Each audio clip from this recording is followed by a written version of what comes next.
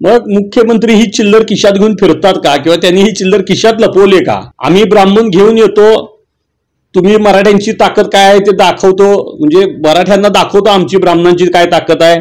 तुझा महाराज पळून गेला, बाजीप्रभू नसते लढले, पळून गेले, अशा वल्गना करणारा म्हणजे हा भोलटा हाच स्वतः शिपूड घालून पळून गेला आणि एवढे दिवस पळतोय. PS अधिकाऱ्यांच्या बदलीमध्ये सुद्धा तो म्हणजे इन्व्हॉल्वमेंट त्याची असते. भविष्यात तो जाऊ नये यासाठी त्याचा पासपोर्ट जमा करून घ्यावा. या दुबईला पळून गेलेल्या चर्चा सुरू आहेत.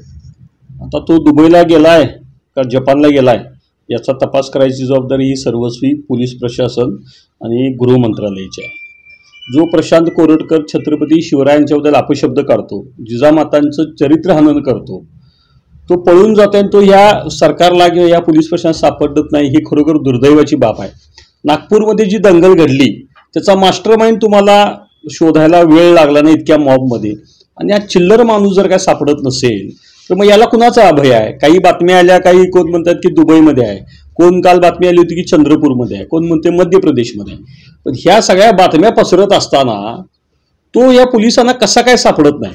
आमचे जे ॲडव्होकेट आहेत आसिम सरोदे साहेब, त्यांनी एक स्टेटमेंट केलं होतं की इथले कोणतरी अधिकारी त्याच्या संपर्क येतात आणि ते त्याला मार्गदर्शन करतात. आम्हाला पण कळालं की नागपूरमधले, पण त्याच्या जर काय प्रोफाईलमध्ये बघितलं तर अनेक IAS IPS अधिकाऱ्यांचे फोटो त्याच्याबरोबर आहेत, इथल्या वरिष्ठ अधिकाऱ्यांच्या बरोबर त्याचे फोटो आहेत. मग खरोखरच ते मदत करताय काय याच्या सुद्धा खोलात नक्कीच जायला पाहिजे.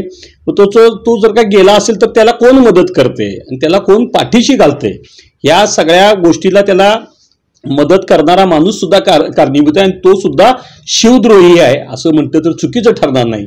ज्या आविर्भावात त्यानं इंद्रजित सावंत यांना फोन केला, आम्ही ब्राह्मण घेऊन येतो, तुम्ही मराठ्यांची ताकद काय आहे ते दाखवतो, म्हणजे मराठ्यांना दाखवतो आमची ब्राह्मणांची काय ताकद आहे.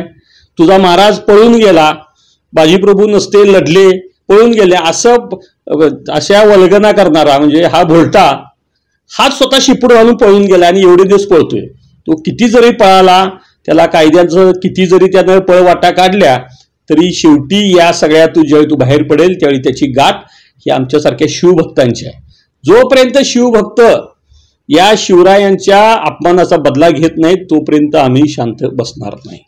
मुख्यमंत्र्यांनी देखील म्हणलं होते की कोरटकर चिल्लर माणूस आहे, पण चिल्लर माणसाला शोधण्यात एवढा वेळ का लागला? आता या चिल्लर माणूस ज्या माननीय मुख्यमंत्र्यांनी बोललेले आहेत त्या मुख्यमंत्र्यांच्या बरोबरच त्याचे पारिवारिक संबंध असलेले फोटो बरेच व्हायरल झालेत.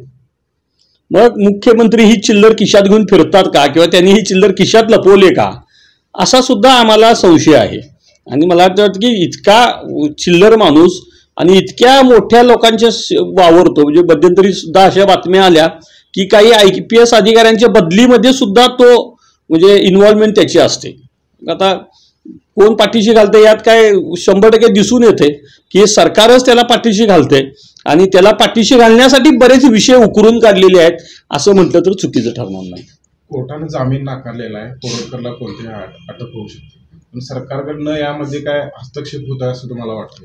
ते कोल्हापूर पोलीस मला वाटतं की त्यांच्या पोलिसांच्या तपास अधिकारी जे आहेत ते काही नागपूरला आहेत, एक मुंबईला आहे.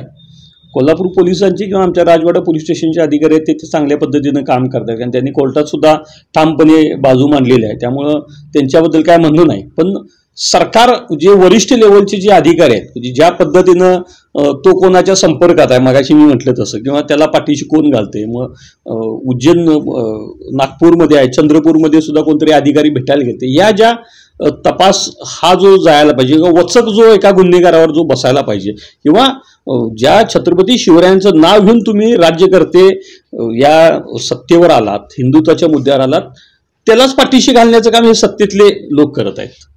आज तुम्ही जुना राजवाड्याला कोण केशीला जाणार काय? आम्ही आता एक मागणी करतो की त्याचा पासपोर्ट त्याच्या ज्या अर्धांगिनी आहेत त्यांच्याकडून त्याचा पासपोर्ट जमा करून घ्यावा.